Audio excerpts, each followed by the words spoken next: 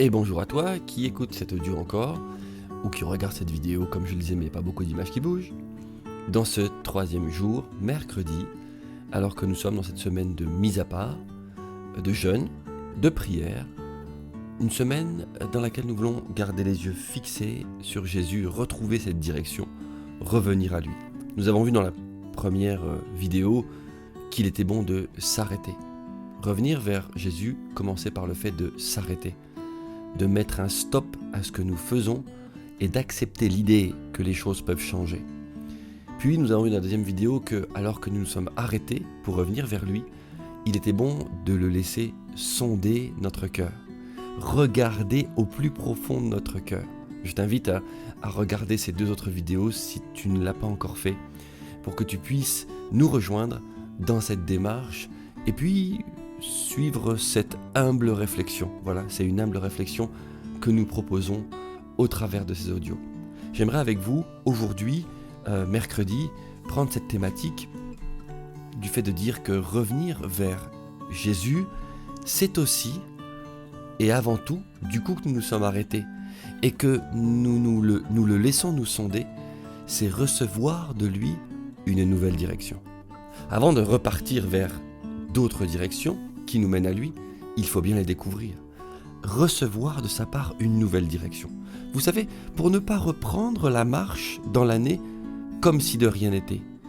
Parce que, n'en doutez pas, nos voies, nos routes, elles ont bel et bien ce qu'on appelle des ornières.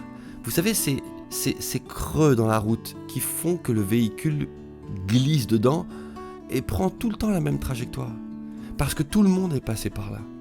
Or, nous avons lu que nous ne devons pas nous mouler à la mode de ce monde. Eh bien, pour ne pas retomber dans nos ornières, nous avons besoin que Dieu nous montre de nouvelles directions. Et j'aimerais ouvrir ce temps avec le psaume 32, versets 7 et 8. Psaume 32, versets 7 et 8. Comme d'habitude, tu peux mettre la vidéo sur pause et puis prendre ta Bible. Psaume 32, versets 7 et 8. Il est dit ceci: « Tu es un asile pour moi. Tu me garantis de la détresse. » C'est-à-dire tu me protèges. Waouh, Seigneur, tu es une ombre protectrice. Tu m'entoures de champs de délivrance. Et en 8, je t'instruirai et te montrerai la voie que tu dois suivre. Je te conseillerai, j'aurai le regard sur toi. Voilà la pensée de Dieu pour nous. Il est celui qui veut nous montrer le chemin. Il est celui qui veut nous donner une vision. En Osée 4, verset 6, Osée 4, verset 6, Dieu parle et dit « Mon peuple est détruit parce qu'il lui manque la connaissance. Puisque tu as rejeté la connaissance, je te rejetterai et tu seras dépouillé de mon sacerdoce. » C'est grave ce qui est écrit ici. Mon peuple est détruit parce qu'il manque de la connaissance. Il lui manque la connaissance. Nous avons besoin de la connaissance, d'une vision établie, de savoir, de connaître quelle est la parole de Dieu pour nous et quelles est intimement les directions que nous devons suivre. Oui, nous nous sommes arrêtés, premier point. Oui, nous avons dit à Dieu, sonde-moi. Mais nous disons maintenant, dépose en moi une nouvelle direction. Montre-moi réellement l'ampleur de ton œuvre. Où dois-je aller? Comment dois-je me comporter? Seigneur, comment puis-je te servir? Je veux te servir, Seigneur. Et je ne vais pas compter sur mes forces. Je veux compter sur tes forces, Seigneur. Je ne vais pas m'appuyer sur mes capacités, mais je vais t'écouter, toi, Seigneur Dieu. Et la vision que j'ai de toi a besoin d'être renouvelée. Et avant que nous prenions l'histoire de deux personnes, entre autres, qui avaient besoin de marcher un peu avec Jésus pour avoir une vision renouvelée, j'aimerais qu'on prenne quelques instants ce rappel de Pierre, Simon-Pierre. Tout d'abord en Matthieu 26, verset 33, Pierre est là en discussion avec Jésus, Jésus annonce sa mort, il y a cette réalité qui se dessine, et puis il est dit en Matthieu 26, 33, Pierre, prenant la parole, dit « Quand tu serais pour tous une occasion de chute, tu ne le seras jamais pour moi. » Ici, Pierre prend une position en s'appuyant sur ses forces. Ici, Pierre prend une direction en s'appuyant sur ses forces. Rappelez-vous même, il n'avait pas voulu que Jésus meure. C'était pour lui une autre possibilité. Jésus avait dû le reprendre sévèrement, entre guillemets, en disant « Arrière de moi, Satan, tes pensées ne sont pas mes pensées. Les chemins que tu me proposes ne sont pas ceux de Dieu. » Et là, Pierre, il dit « Mais même si tu serais pour tous une occasion de chute, tu ne le seras jamais pour moi. » Alors Jésus lui dit « Je te le dis en vérité, cette nuit même, avant que le coq chante, tu me renieras 3 fois. » Quand il y a des directions que nous prenons nous-mêmes, appuyées sur nos raisonnements, notre force, nous risquons de tomber, nous risquons de chuter. Nous avons besoin que Dieu mette en nous ses directions. Même Seigneur, si ça nous paraît complètement fou, une direction inabordable, Seigneur, on ne va pas y arriver. Mais si c'est Dieu qui te le dit, si Dieu marche avec toi, alors tout ira bien. Et ce fameux Pierre, en Jean 21, verset 16, il avait complètement changé. En Jean 21, verset 16, alors qu'il était passé par le désarroi, il avait abandonné Jésus, il l'avait trahi. Voici ce que Jésus lui dit en Jean 21, verset 15 exactement. Après qu'ils eurent mangé, Jésus dit à Simon-Pierre, « Simon, fils de Jonas, m'aimes-tu plus que ne m'aime ceci ?» Il lui répondit, « Oui Seigneur, tu sais que je t'aime. » Voyez-vous, il ne va pas plus loin. Il ne sait pas quoi ajouter en plus. Il ne sait plus quoi dire. Parce qu'un jour, il y a peu de temps avant ça, il s'était basé sur ses convictions, ses directions, sa façon de voir. Et il avait renié Jésus. Et là, il dit, « Seigneur, tu sais que je t'aime. » Alors Jésus lui dit, « Paie mes agneaux. » Puis il lui dit une seconde fois, « Simon, fils de Jonas, m'aimes-tu » Pierre lui répondit, « Oui Seigneur, tu sais que je t'aime. » Alors Jésus lui dit encore, « Paie mes brebis. » Il lui dit pour la 3e fois, comme si ces 3 fois étaient la guérison dont Pierre avait besoin pour ces 3 reniements. « Pierre, tu as voulu prendre une direction par toi-même et tu m'as renié. Maintenant, écoute la direction que je te donne. Paie mes brebis. » Et par 3 fois, alors il lui dit pour la 3e fois, verset 17, « Simon, fils de Jonas, m'aimes-tu » Pierre fut attristé. Il se souvient bien de ce qu'il a fait. Pierre fut attristé de ce qu'il lui avait dit pour la 3e fois, m'aimes-tu ? Et il lui répondit, « Seigneur, tu sais toutes choses, tu sais que je t'aime. » Jésus lui dit, « Paie mes brebis. » Voilà la direction que Jésus lui donne cette fois. « Paie mes brebis. » Non seulement, alors que Pierre lui avait dit, « Je ne t'abandonnerai pas. » Là, Jésus va plus loin. Non seulement tu ne m'abandonneras plus, mais paie mes brebis. Occupe-toi de mes brebis. Va plus loin. Je te fais confiance. Voilà la direction que je te donne. Voilà le chemin que je trace dans ton cœur. Oui, nous pouvons réaliser ce mercredi-là, alors que nous sommes ensemble autour de la parole de Dieu, que retrouver une nouvelle direction est primordial. Il faut que Jésus parle sur nos vies. Il faut que nous discutions avec Jésus. Est-ce que tu te rends compte que tu peux discuter avec Jésus par le Saint-Esprit ? Est-ce que tu te rends compte que tu peux échanger avec lui, que tu peux partager avec lui ? Je veux juste insister sur un fait. Jésus n'est pas moins vivant qu'avant. Jésus n'est pas plus muet qu'avant. Au contraire, Jésus continue à parler. Il est venu vivre en nous, comme je l'ai déjà dit dans d'autres enregistrements. Il est venu vivre en nous. Il dépose sa parole en nous. Il a une réponse pour toi, une nouvelle direction à te donner. Pour revenir vers lui, il nous faut connaître sa direction. Peut-être est-ce la direction de laquelle tu t'es écarté. Peut-être la connais-tu déjà en fait en partie. Peut-être sais-tu déjà très bien ce que tu as laissé de côté et ce vers quoi il te faut revenir. Peut-être as-tu besoin sinon d'une nouvelle direction parce que tu t'étais complètement perdu et qu'il faut que tu reviennes à un certain point. C'est ce que Dieu veut pour ta vie, revenir au premier amour. Ne l'abandonne pas, reviens au premier amour. Revenir à une vraie repentance, revenir à une confession complète de sa parole, parler, proclamer sa parole complètement, ne pas être à moitié sur une direction qui est la nôtre et à moitié sur une direction qui est la sienne.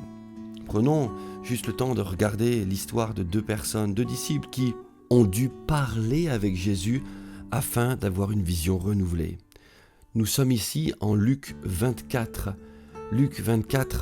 verset 13. Or, précisément, ce même jour, deux disciples se rendaient à un village nommé Emmaüs. Ce même jour, c'est en fait le jour où on sait que Jésus est ressuscité. Ils se rendaient à un village nommé Emmaüs, à une dizaine de kilomètres de Jérusalem. On estime une dizaine, 12 kilomètres. Ils s'entretenaient de tout ce qui venait de se passer. Pendant qu'ils étaient absorbés dans leur discussion, je vous lis ici la version parole vivante, pendant qu'ils étaient absorbés dans leur discussion et qu'ils se communiquaient leurs réflexions, Jésus lui-même s'approcha d'eux, et se mit à marcher à leur côté. Mais ils étaient comme frappés d'aveuglement et ne le reconnaissaient pas. Voyez-vous, je pense que dans la vie, nous prenons parfois des directions, alors qu'ici, nous sommes dans le contexte de la résurrection. Jésus est mort et ressuscité. Mais nous savons que c'est un contexte aussi rempli d'incrédulité. Les disciples eux-mêmes ne croyaient pas à la résurrection. L'ange a dû leur dire « Mais pourquoi cherchez-vous parmi les morts celui qui est vivant ?» L'ange a dû dire « Il est déjà en Galilée et il vous attend là où il vous avait dit qu'il vous attendrait. » Jésus avait dit qu'il devait mourir mais qu'il reviendrait à la vie. Mais il ne l'avait pas cru. Et ses disciples ici aussi ne l'ont pas cru. Ils sont absorbés, il est dit absorbés dans leur discussion. Ils discutent de tout ce qui s'est passé. Combien de fois les directions que nous prenons en fait sont en fait des directions prises par aveuglement, absorbées par tout ce qui se passe. As-tu entendu un tel est malade? As-tu entendu telle église ferme? As-tu entendu un tel est pauvre et ne sait pas? Oh, as-tu entendu ce qui s'est passé? Regarde comme lui n'arrive pas à s'en sortir. Regarde. Et nous sommes tellement en train de décrire des défaites que nous pensons être des défaites. D'écrire ce que nous voyons, que nous en oublions de la direction de marcher par la foi. Nous en oublions le chemin de foi que nous devrions prendre. On en oublie que Jésus est ressuscité. Et ces disciples d'Emmaüs sont absorbés dans leur discussion. Et ils sont là et ils communiquent l'un à l'autre leurs réflexions, c'est-à-dire qu'ils s'entretiennent. Dis-moi, toi qui écoutes cet audio, quel est le nombre de fois où tu as des entretiens dans des discussions qui boostent ta foi plutôt que des discussions qui l'amoindrissent? Est-ce que tu es plutôt enclin à discuter avec des gens dans la normalité? C'est-à-dire, oui, as-tu vu ceci, as-tu vu cela? Oh là là, quel drame! Et quand on te parle d'un drame, oh, tu as entendu? Oh, quelle difficulté subissent ces personnes, ces frères et ces sœurs. Est-ce que tu vas être celui qui va être la révélation de la nouvelle direction à prendre dans la discussion? C'est quoi la nouvelle direction dans la discussion? C'est de dire, oui, tu as raison, mais tu sais quoi? Dieu va les aider. Tu sais quoi? Dieu va les secourir. Et tu sais quoi? Alors qu'on a discuté d'eux, là maintenant tout de suite on va s'arrêter, on va prier pour eux. Peut-être en train de te dire, mais ça n'arrive jamais. Et moi je peux te dire que ça arrive des fois et que je le provoque. Et je t'encourage, si tu penses que ça n'arrive jamais, provoque-le aussi. Provoque-le aussi. Il y a d'autres directions que Dieu veut mettre dans ton cœur. Revenir à lui, c'est vraiment découvrir de nouveau ces directions de foi et de puissance. Et ses disciples sont là, puis ils parlent. Et alors que Jésus vient, il est là, j'ai envie de dire, en chair et en os, dans son nouveau corps, ils ne l'ont pas reconnu. Tellement ils parlent entre eux, ils sont comme frappés d'aveuglement. Alors Jésus leur dit, mais de quoi discutez-vous en marchant ainsi? Qu'est-ce qui vous préoccupe ainsi pour que vous ayez l'air si triste? Et ils osent lui dire, serais-tu le seul parmi ceux qui séjournent à Jérusalem qui ne sachent pas ce qui s'est passé ces jours-là? Quoi donc, leur demanda-t-il. Écoutez, est-ce que vous pensez, est-ce que tu penses, toi qui écoutes, que Jésus n'est pas au courant, il s'agit de lui? Bien sûr, il est au courant, mais il veut les faire parler. Jésus a besoin que nous échangions avec lui, comme avec la Samaritaine, pour qu'il pose dans nos cœurs de nouvelles directions. C'est le sens de cette semaine qui, je l'espère, aura un impact sur toute cette année. Gardons l'envie de discuter avec Jésus pour qu'il mette dans nos vies de nouvelles directions. Quoi donc, leur demanda-t-il. Alors ils expliquent. Ils expliquent ce qui s'est passé. Ils vont même du coup relater verset 23 en parlant des femmes. Elles n'ont plus trouvé son corps. Elles sont même venues raconter qu'elles ont vu apparaître des anges qui leur ont assuré qu'il est vivant. Là-dessus, quelques-uns des nôtres se sont aussi rendus au tombeau. Ils ont bien trouvé les choses telles que les femmes les ont décrites, mais lui, ils ne l'ont pas vu. La direction que nous prenons souvent dans nos vies, c'est de fonctionner par la vue. Je discute souvent avec des personnes, même des personnes qui me sont proches et qui fonctionnent par la vue. Je croirais quand j'aurai vu, mais ce n'est pas la direction que Dieu veut que nous prenions. Le chemin qu'il désire que nous empruntions est le chemin de la foi. Et la foi n'a rien de commun avec la vue. La foi fonctionne justement à l'opposé. La foi provoque le visible. La foi provoque et va chercher dans l'invisible ce qui devient alors visible. Alors au verset 25, Jésus leur répond « Ah, vous n'avez pas compris grand-chose, leur dit Jésus. Et vous êtes bien lents à croire tout ce que les prophètes ont prédit depuis longtemps. » Là, Jésus va les faire changer de direction. Et voyez-vous, je pense que si Jésus nous parlait des fois, peut-être le ferait-il en ces termes. Et j'avoue que je frissonnerais du fait que c'est désagréable d'entendre Jésus me dire « Ah, t'as pas compris grand-chose, Sam. Et tu es bien lent à croire. T'as pas compris grand-chose. » Mais dans tout ça, Jésus est quand même là pour t'expliquer, pour prendre le temps de te parler à toi. Quand tu prends le temps cette semaine et toute l'année qui va se dessiner, à chaque fois, écoute-moi, que tu prendras le temps de chercher la face de Dieu, à chaque fois que tu prendras le temps d'ouvrir la parole de Dieu, il va lui prendre le temps de t'expliquer. Il le fera, persévère, il le fera. Alors il explique, le Christ ne devait-il pas nécessairement souffrir toutes ces choses avant d'entrer en sa gloire? Et il commence à parler. Alors il est dit en 28, entre-temps, ils arrivèrent près du village où ils voulaient se rendre. Jésus fit semblant de vouloir continuer sa route. J'aime bien ces choses parce que j'aime bien ces textes parce que on montre que Jésus est intentionnel. Il provoque les choses, il leur pose la question alors qu'il connaît la réponse. Et là, il fait semblant de faire quelque chose parce qu'il connaît leur réaction. Jésus est intentionnel envers nous. Il prend soin de nous. Il s'occupe de nous. Et il a une relation avec nous. Alors il fit semblant de vouloir continuer sa route. Pensez bien que Jésus, dans son corps renouvelé, n'avait pas besoin de continuer sa route. Il allait là où il voulait, dans le temps qu'il voulait. Mais ils le retinrent avec insistance en disant « Reste donc avec nous. Tu vois, le jour baisse, le soir est là, il approche. » Alors il entra dans le village pour demeurer avec eux. Il se mit à table avec eux, prit le pain et après avoir prononcé la prière de bénédiction, il le partagea et le leur donna. Au même moment, des écailles tombèrent de leurs yeux et ils le reconnurent. Mais déjà, il avait disparu. Alors ils se dirent l'un à l'autre « Hey, n'avons-nous pas senti comme un feu dans notre cœur pendant qu'il nous parlait, en chemin et lorsqu'il nous découvrait le sens des Écritures ?» Ils se levèrent de table et repartirent sur l'heure à Jérusalem. Ils ont changé de direction. Ils ont changé de direction. Ils ont découvert, les écailles sont tombées de leurs yeux, qui était vraiment Jésus. Le fait que c'était bien lui, au travers de son corps brisé. La scène du pain que Jésus prend à ce moment-là, alors qu'il bénit le repas et distribue le pain, vient éclairer chez eux qu'il est Jésus ressuscité. Oui, son corps a été brisé, mais par ses meurtrissures, nous avons la victoire. Mort, où est ta victoire? Où est ton aiguillon? Ça s'appelle changer de direction.